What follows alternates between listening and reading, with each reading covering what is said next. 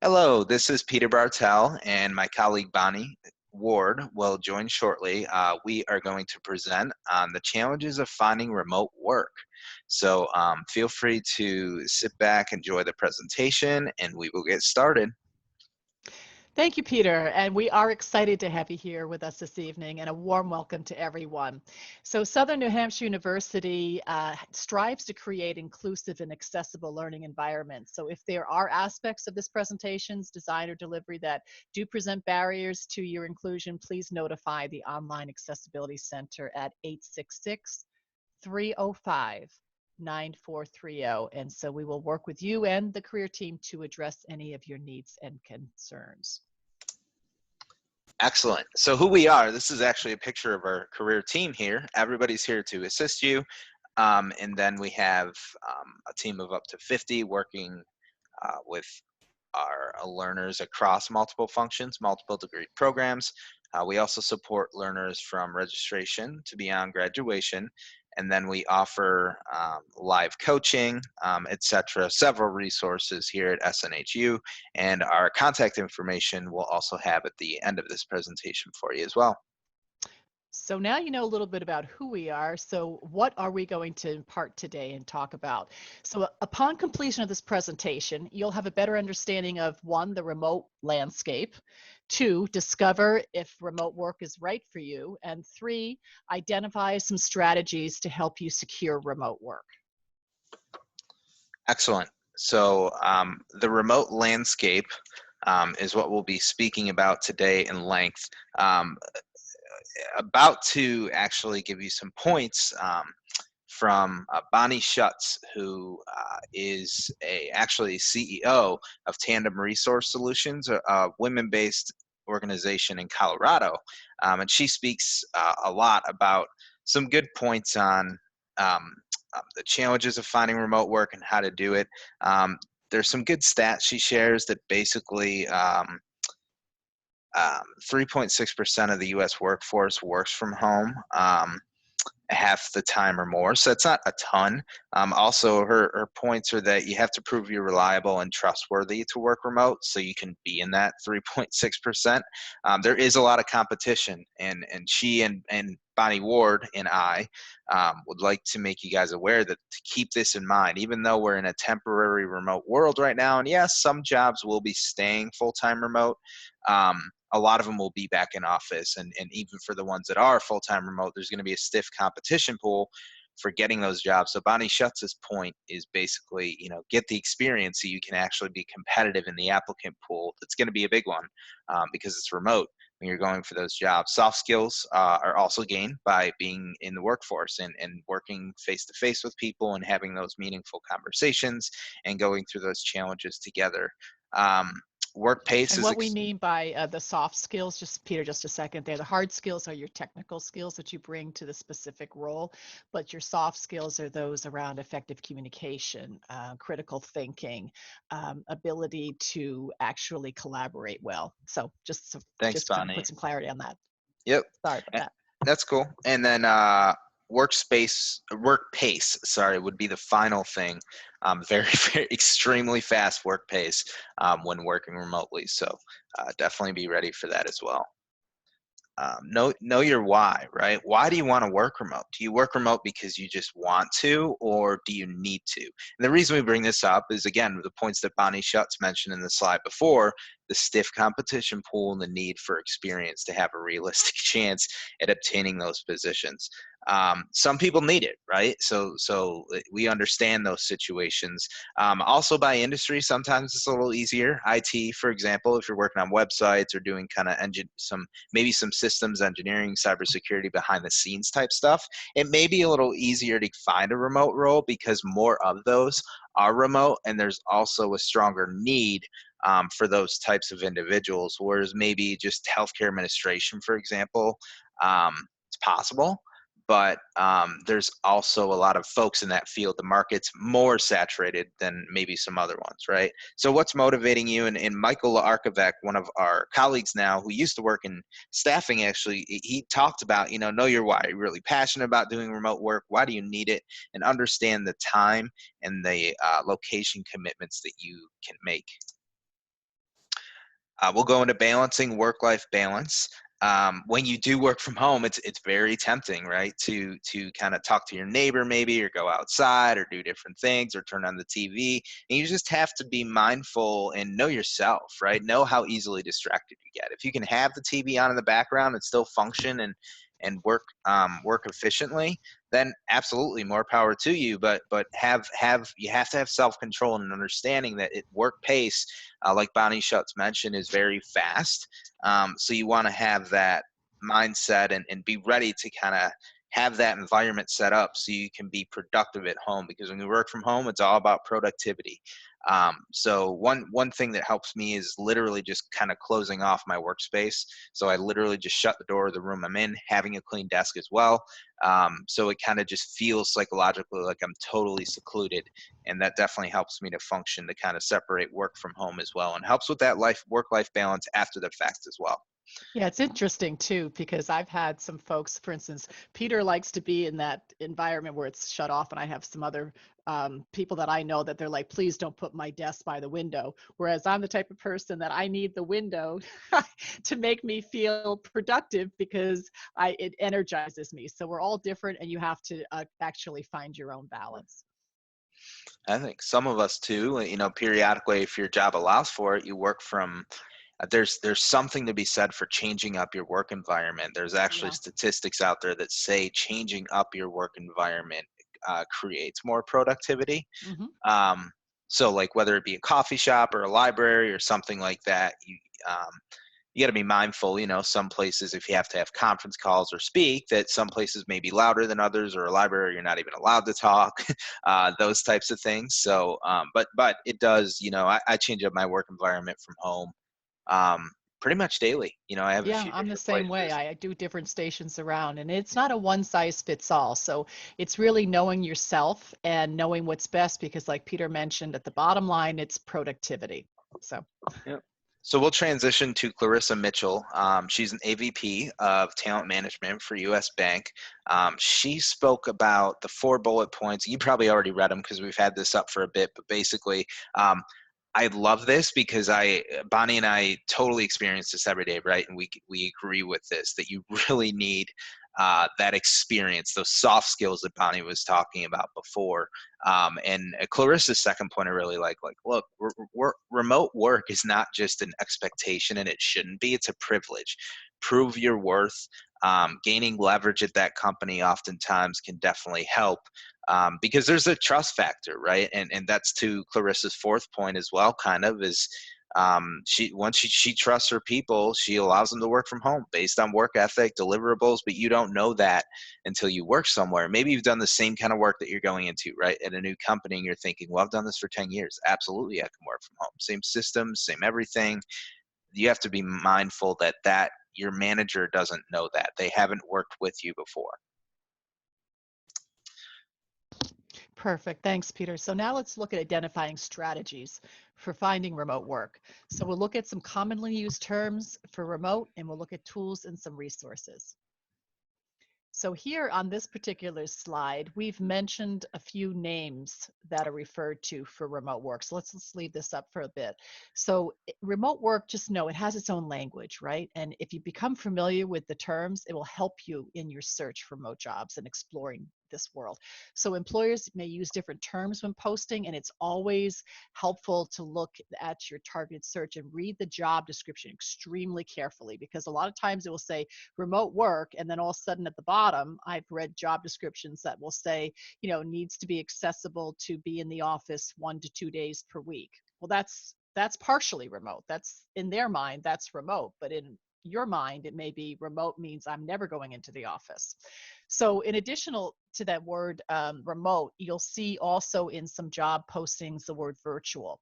And that means all work is done online or in a virtual office. So there's no question on that one. But if you're telecommuting or work from home, you are working at home. And the other thing you'll see too is agile workforce, which means it's a flexible workforce. In a distributed workforce, that's where everyone you work with is remote. And this may be on a global marketplace basis. So it's really exciting because now with remote work, the world opens up. So a position that's in California and you're based in Georgia, your time zone difference is there. But if you can manage that time zone and be present during the needed work hours, then you can consider a position on the West Coast. So just a different thinking. But distributed workforce does mean that everyone is remote and usually refers to global marketplace.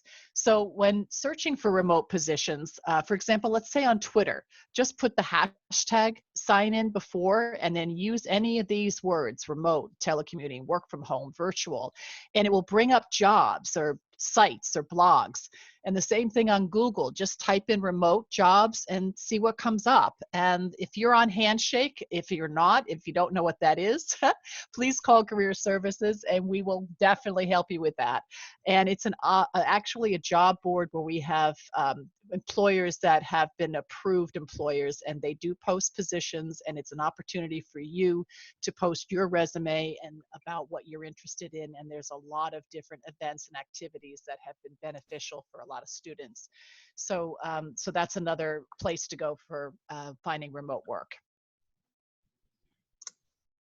Great, thanks, Bonnie. We will hop into tools and resources. I'm about to show you this slide, but I wanted to quickly state first before showing you the slide and you kind of get consumed in that. When you're ongoing, I would say even if you have a steady job, always keep a database of potential companies based on their types of openings in the future that may work for you if they are remote. So basically, a running list of remote companies that you find over time, and make it part of your daily routine. Right? Maybe after you get off, you find one or two companies that are hiring remotely for those positions that you're looking for, because that's going to change, right? Maybe you're in recruiting and you look and you see that there is 5 companies that hire remotely for recruiters right now when you search it on LinkedIn or Handshake or wherever. But then you look 2 days later and you see 5 more companies or 3 more companies, right? And you type in maybe talent acquisition, some different keywords around that profession, and that'll help you to create a growing list for yourself. So just keep in mind with that. And not only applying to remote jobs, but honestly, if you're open to on-site as well, which we strongly encourage, you definitely can leverage that as well, and that resource for that in the city or area that you're in. So this is an example of what I'm speaking about, right? This is just a simple Excel sheet. It doesn't have to be complex, but in column A, you can see the company name, column B, the location. So I actually put remote on here, and then the career page link as well. The career page link I would also recommend is super helpful. So if you ever are actively going through a job search, this is going to save you a lot of time versus just going to 10up.com. You're actually already hyperlinking the specific career page, so you don't have to navigate from the company homepage to that, if that makes sense. And you can see some of these are pretty long paths, so it's definitely just a time saver. Over time, you should be able to develop at least a few hundred companies that offer remote work. So definitely a good resource that I wanted to bring up. Thanks, Peter. It is so important. You are the controller of your actual job plan and career plan. So having these spreadsheets set up is a time saver, it's an organizer, and it's also an energizer for you. So now let's shift a little bit to, are you set up to work from home? Do you have the right technology? And it sounds simple, but do you have reliable, high quality internet bandwidth that's going to function all the time?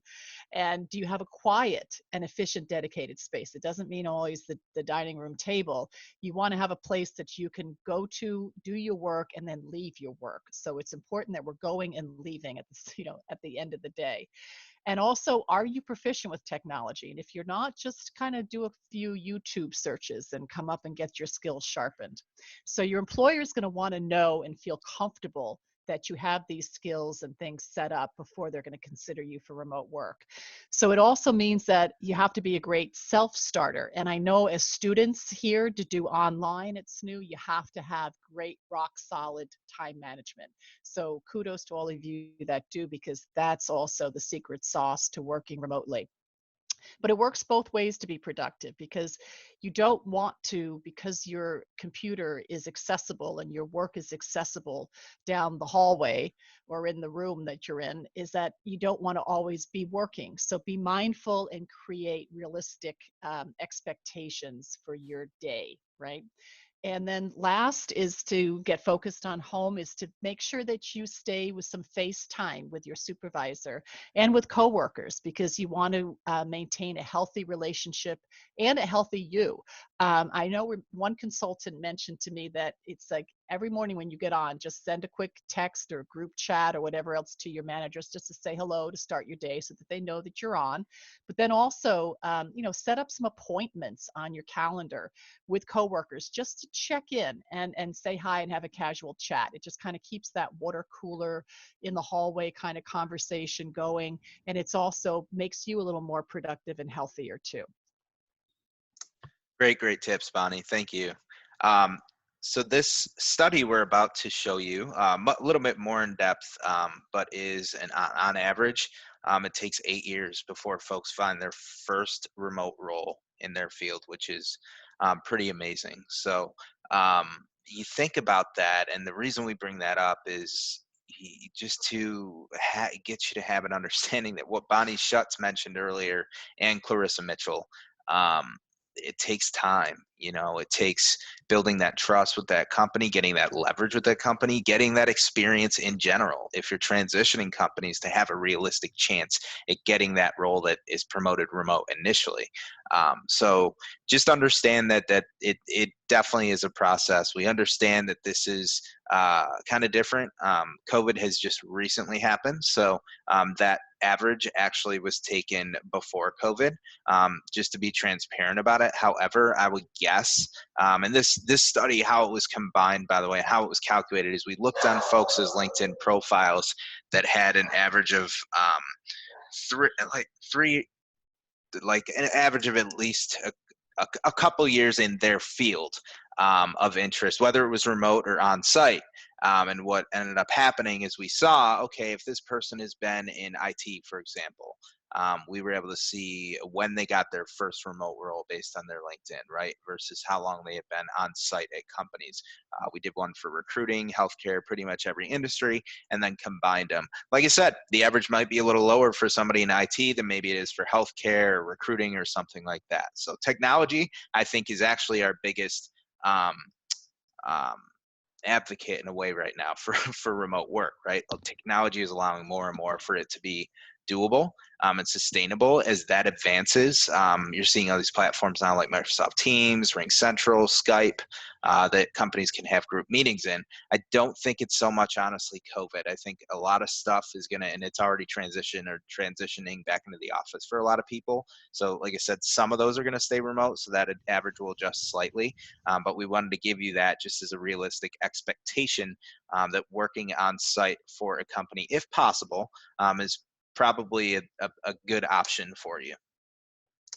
Thanks, Peter. And we're actually going to stay on this slide for a while. So if you can flip to the next one, Peter, thank you. Um, we're realizing, obviously, that times are changing, as Peter mentioned, with COVID. But trust is still the number one issue for management. And they're looking to see, are you trustworthy to develop and deliver and manage yourself and your time efficiently to produce results? So that's the key thing. So what can you do internally to promote yourself to move to a remote position full time? First one is network. Network with your peers, network with others within the organization and those outside your team. So the goal here is really to establish this broad working relationship that gets you known and it builds trust.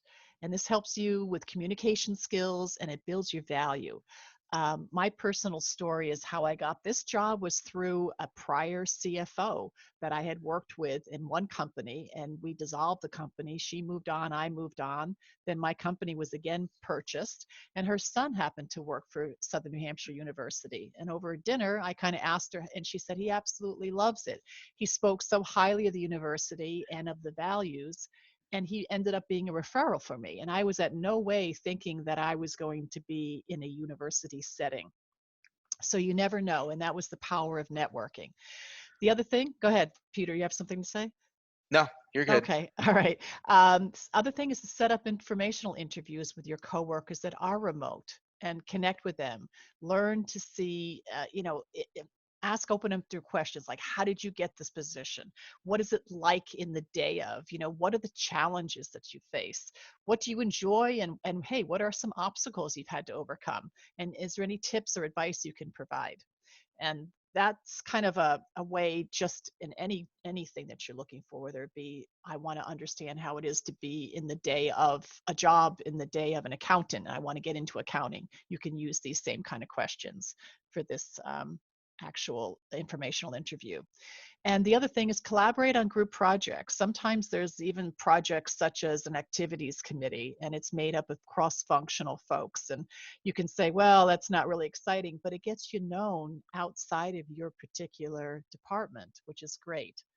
And you meet new people, you promote yourself, and it's also showing a continuous learner and showing excitement and the ability to seek out and connect.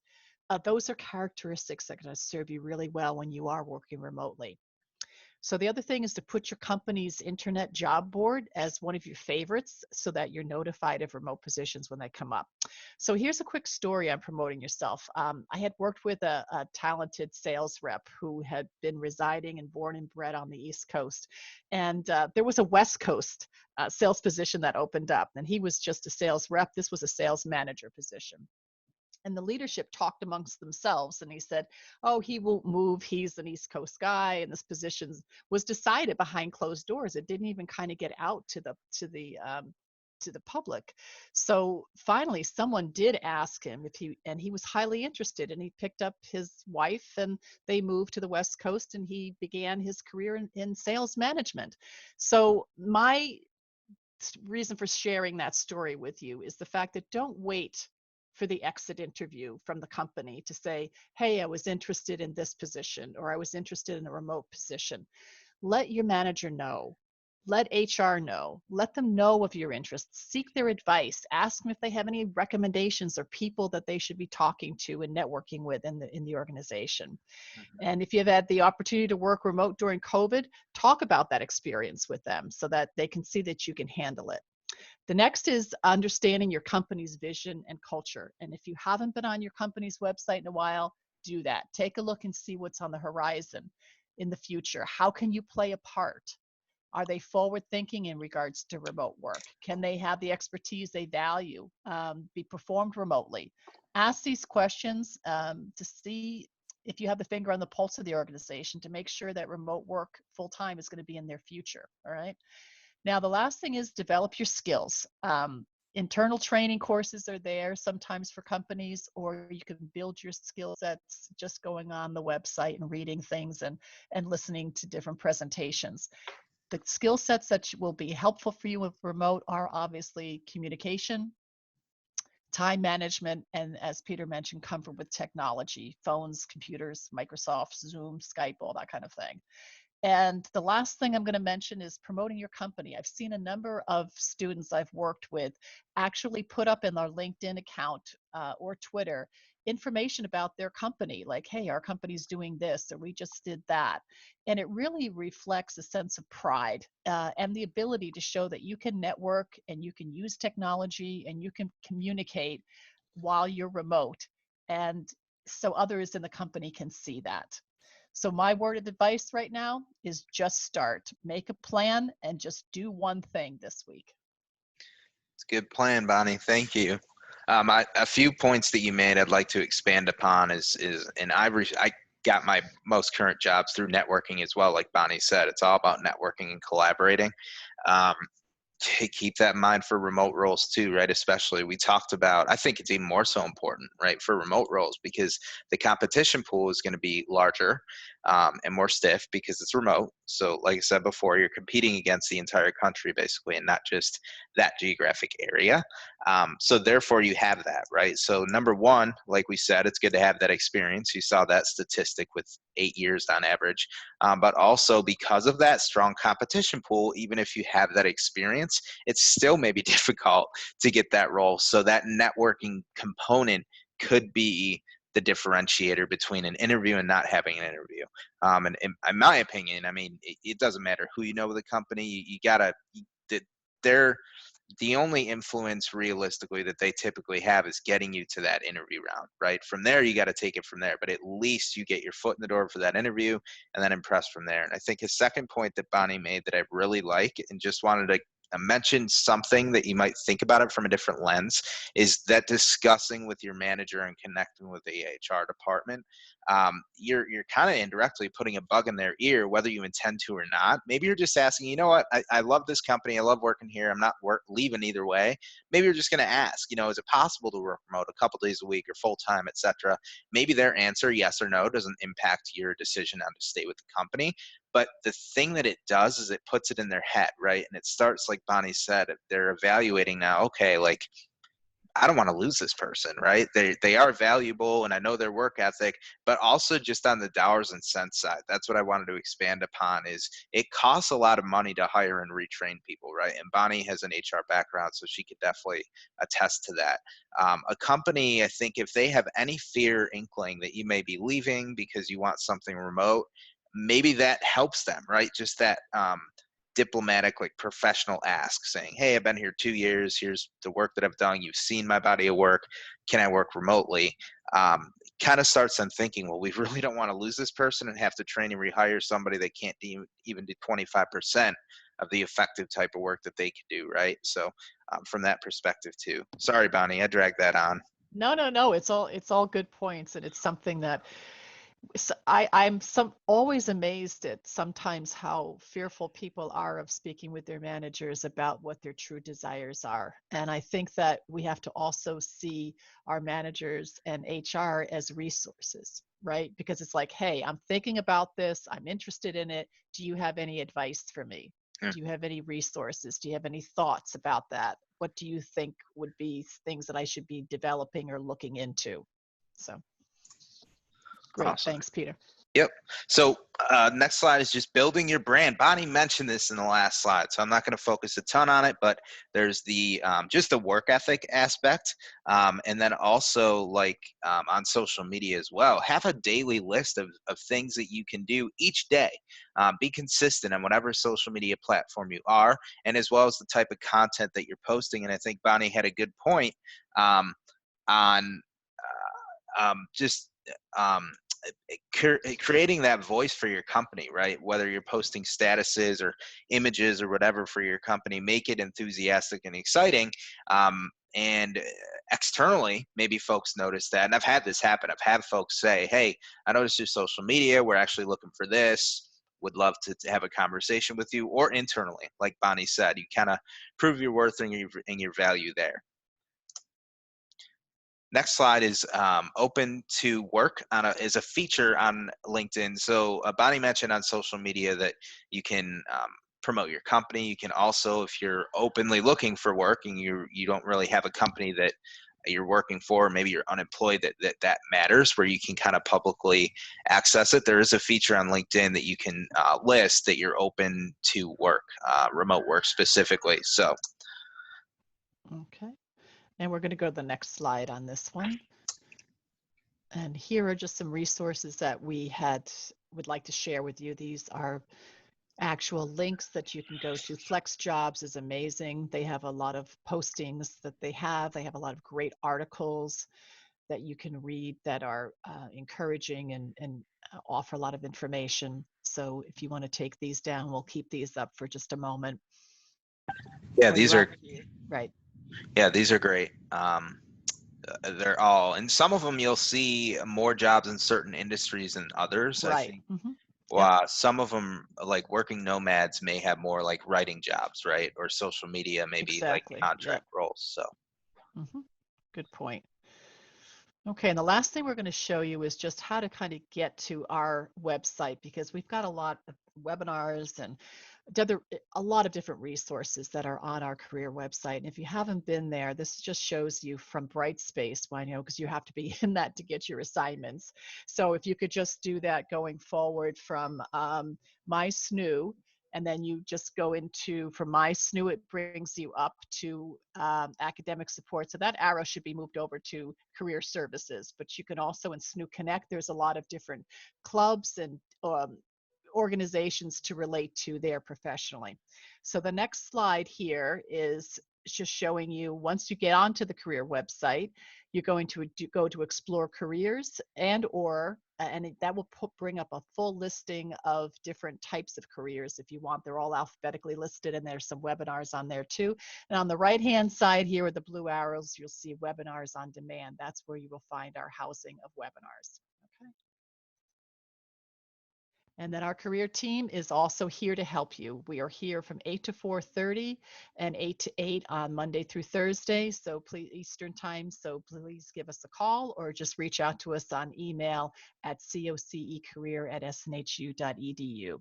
So we have a dedicated team of career advisors that are here to help you in any way that we can with your job search strategy, plans, resume review, helping you with interviews and preparing for those, and then also just giving you some different promotions on how to get your LinkedIn profile up and displayed and how to use Handshake. We've got a lot of cool things to assist you with, so give us a shout. Thank you, everybody, for attending the session. Definitely hope it was helpful, and happy remote work search. Yes. Have a good day. Terrific. Thanks.